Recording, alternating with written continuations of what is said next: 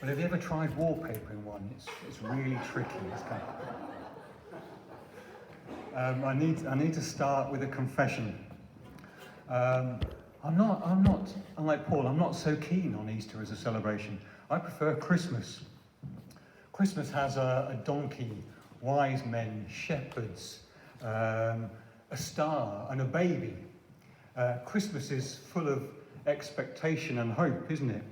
Easter has betrayal, denial, thorns, blood, death, and darkness. Christmas feels warm and comfortable. Easter feels anything but. And yet here we are celebrating human nature at its worst. We even hold up the executioner's tool, the cross, as a focus of our celebrations. Have you got a picture?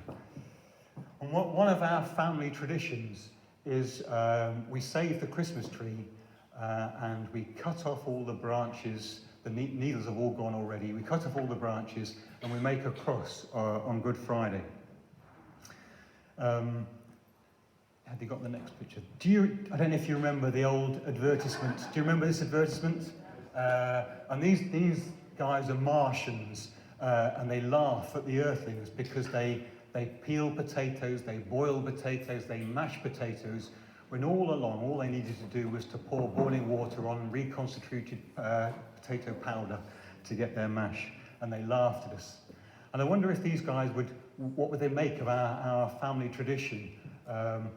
They celebrate the birth of this new king in December, and they celebrate his execution in April. They're nuts. Now, some of you will be thinking, yes, but you've forgotten a bit, Dave. You've missed a bit from the first Easter story. Paul is dying to let me know. He's fit to burst. I've missed a bit. The Gospels, Matthew, Mark, and Luke and John, they don't end at Good Friday, do they? They don't end with Joseph from the Jewish council taking down Jesus' body, wrapping it in linen burial cloths, and putting it in his stone-cut tomb and rolling the rock across. And the Gospels don't end on Easter Saturday with the disciples all up in their locked room for fear of being identified as a follower of Jesus.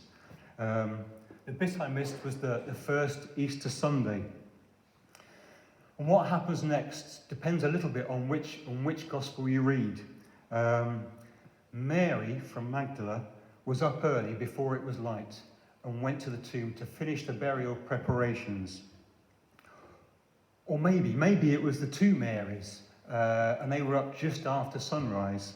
Or perhaps again it was the two Marys and Joanna and some other women who went to the tomb. Whatever happened, the tomb was empty, and they ran back to tell the disciples. The disciples, no doubt worried that the two Marys couldn't decide who'd gone or who hadn't gone, thought we better go and check for ourselves. So Peter and John ran to the tomb. And from the Gospel of John, we learn that John ran fastest and got there first. And they both went into the tomb to check, and the tomb was empty and the burial cloths lay folded up empty. Then Mary returns, possibly with Peter and John, profoundly upset with the disappearance of Jesus' body. She meets a man who she assumes is the gardener, until the man says her name, Mary, and then she recognizes the resurrected Jesus. This is the bit I've missed, the resurrected Jesus in the garden. Suddenly, what had been confusion, fear, doubt, despair, suddenly it started to make sense. Not perhaps straight away, but slowly over the hours and days that followed. And later that same day, Cleopas and another disciple were walking the 7 miles to Emmaus. And then the resurrected Jesus joins them on the road and walks with them for a while. And as he talks with them, he makes sense of what's happened, and he makes sense of the whole of history up to that point, from Moses, the prophets, the Psalms. He explains what had to happen up to that point, up to that day. And it says, the Gospel says, their hearts burned within them. Then later on, that same evening, that same Sunday evening, the disciples are in a locked room together. Suddenly, the resurrected Jesus appears in a locked room and eats some fish. Now, eat some fish, I've no doubt, to disprove what the disciples were thinking. Is this a ghost? Is this a ghost we're seeing? Thomas was elsewhere, and he missed seeing Jesus. And he was a little skeptical when they told him what had happened. A locked door, ate some fish, sure.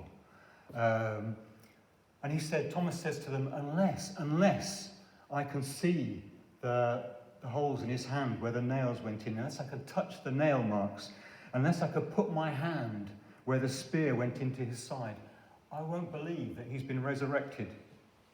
And a week later, the disciples were all gathered in the same room, and then with Thomas this time, and then Jesus appears again and says to Thomas, you can touch my hands, you can feel my side. And Thomas replies, my Lord, my God, no doubts. And then the resurrected Jesus appears again to the disciples while they're fishing, and he cooks them breakfast, more fish and some bread this time. And Jesus takes Peter aside and he restores their relationship, because Peter has uncharacteristically denied that he knew Jesus 3 times. And Peter and Jesus restores that relationship with Peter. Sometime later again, the resurrected Jesus meets the disciples on a mountain in Galilee. And Jesus asks the disciples then to partner with him in his ongoing mission to resurrect the world, to make disciples, to baptize. And Jesus promises them then, I am with you all to the very end of the age. Where you go, I go. Have you got the go? Where you go, I go. And I think this first Easter morning wouldn't be too strong to say it's the turning point, I think, in the history of the world. Everything up to that first Sunday morning was preparing the way for Jesus' resurrection. Moses, the prophets, the Psalms, everything following that first Easter morning was different, was changed. Jesus offers us his resurrection power. Have you got the next one? Have you ever seen one of these ancient maps? And they have Jerusalem at the centre. And then it's a map of the world with Jerusalem at the centre. And as you get further and further away from Jerusalem, the detail becomes a little bit more sketchy, a bit more vague. And now you wouldn't get anything in your GCSE geography for that, would you? But I think the map maker has a point, a spiritual point, that at that time, that Easter morning, Jerusalem, Jesus' resurrection was the turning point of history, the centre of history. 2 days earlier, the inconceivable had happened. The impossible has happened.